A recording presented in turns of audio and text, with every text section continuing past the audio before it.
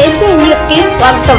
ప్రముఖ స్వతంత్ర సమరయోధురాలు పూనక కనకమ్మకు భారతరత్న ఇవ్వాలని పూనక కనకమ్మ ఆశయ సాధన సమితి కన్వీనర్ బి సురేంద్రనాథ్ రెడ్డి తెలిపారు. శనివారం నెల్లూరులోని ప్రెస్ క్లబ్లో జరిగిన మీడియా సమావేశంలో మాట్లాడుతూ పూనక కనకమ్మ 1923లో బాలికల ఉచిత విద్య కోసము దానం చేసిన ఆస్తుల విలువ 250 కోట్లు ఉంటుందన్నారు. పూనక కనకమ్మ కస్తూర్దేవి మహిళా విద్యాలయం నెల్లూరులో ఎల్కేజీ నుండి పీజీ వరకు ఉచితం ఏర్పాటు చేయాలని భారత ప్రభుత్వం కోరడం జరిగిందన్నారు.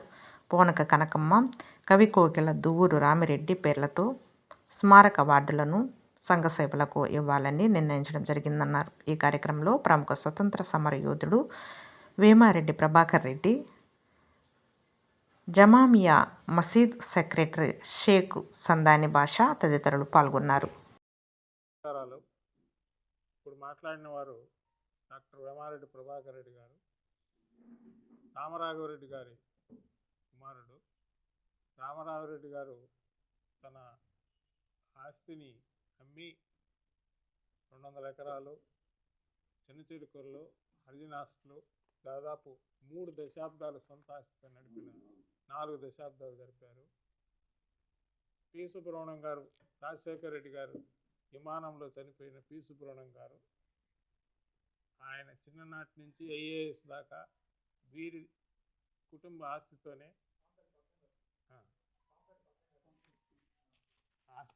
వారు చదివారు. వాళ్ళ కుటుంబం దాన ధర్మాలకి అంకితమైన కుటుంబం. ఇప్పుడు దువ్వూరు రామిరెడ్డి గారు కూడా ఒక సహజ కవి. వారి ట్రస్ట్ మేము నడుపుతున్నాం. వారు దీనికి అధ్యక్షులు.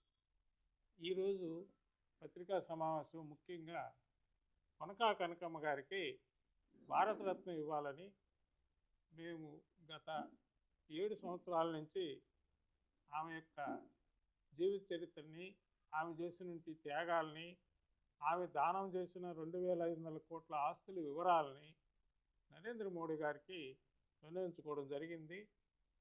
యోగి ఆదిత్యనాథ్ గారు ముఖ్యమంత్రి యూపీ మరియు రేవంత్ రెడ్డి గారు తెలంగాణ ముఖ్యమంత్రి దీని గురించి ఫార్వర్డ్ చేయడం జరిగింది. అట్లాగే ఆ ఆస్తులన్నీ కలిపి, అంటే 2500 కోట్ల ఆస్తులు కలిపి ఉచిత మహిళా యూనివర్సిటీని ఏర్పాటు చేయాలనే ఉద్దేశంతో మేము రాష్ట్రపతి గారికి, ప్రధానమంత్రి గారికి, అనేక మంది ఎంపీలని కలవడం జరిగింది. రాష్ట్రపతి గారు సుముఖంతో మన central government education minister Pradhan గారికి ఒక ఉత్తరం రాసి దాన్ని నాకు కూడా పంపించారు.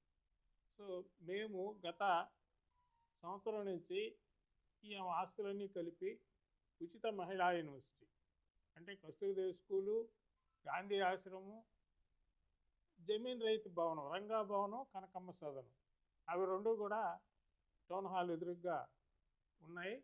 అవి కూడా ఆమె ఆస్తులే. అట్లాగే మన మద్రాస్ బస్ స్టాండ్ దగ్గర పూనక కనకమ్మ ఎలిమెంటరీ స్కూల్, అది రెడ్ క్రాస్ వారు ఆక్రమించున్నారు. అవి కూడా ఆమె ఆస్తులే. ఈ ఆస్తులన్నీ కలిపి, అంతేకాకుండా పోట్లపూడిలో ఆమె ఇంటి స్థలము, తర్వాత అన్నారెడ్డిపాలెం, పంచేడు అన్నారెడ్డిపాలెంలో ఆశ్రమంలో ఆమె ఆస్తులు ఉన్నాయి. ఇవన్నీ కూడా కలిపి ఉచిత మహిళా యూనివర్సిటీ ఏర్పాటు చేయాలని ప్రభుత్వానికి, కేంద్రీయ విశ్వవిద్యాలయం అంటే గవర్నమెంటు ఒక్క డెసిషన్ తీసుకుంటే ఇది ఈజీగా అవుతుంది. ఆ ఆస్తులు ఉన్నాయి, బిల్డింగ్లు ఉన్నాయి.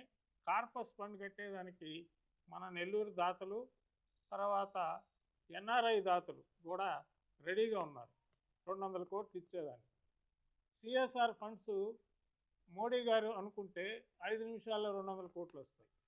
కాబట్టి ఈ ఉచిత మహిళా యూనివర్సిటీ ఏర్పాటు చేయాలని మేము కోరుతూ అనేక మంది ఎంపీలని, దాదాపు 40 మంది ఎంపీలని కలసడం జరిగింది. డికే అరుణ బీజేపీ ఎంపీ తెలంగాణ, ఆమె మన పార్లమెంట్లో కూడా ప్రస్తావించడం జరిగింది. రేపు పార్లమెంట్లో ఆ డిస్కషన్ జరుగుతుంది. అదేవిధంగా దువ్వూరు రామిరెడ్డి, తిక్కవరపు రామిరెడ్డి, తర్వాత రేబాల లక్ష్మీనరసారెడ్డి, మన నెల్లూరులో ఉన్నటువంటి మహనీయుల స్మారకంగా ప్రతి సంవత్సరము 8 మంది అవార్డులు ఇస్తామన్నమాట. 25,000 క్యాష్ అవార్డు ఇస్తాము. అది 2021లో జరిగింది, 2024లో జరిగింది. ఈ సంవత్సరం కూడా ఆ అవార్డులని మేము మొన్న హైదరాబాద్లో ప్రకటించాం. ఇక్కడ కూడా మీకు ప్రకటించడానికి తీసుకొచ్చామన్నమాట. ఇందులో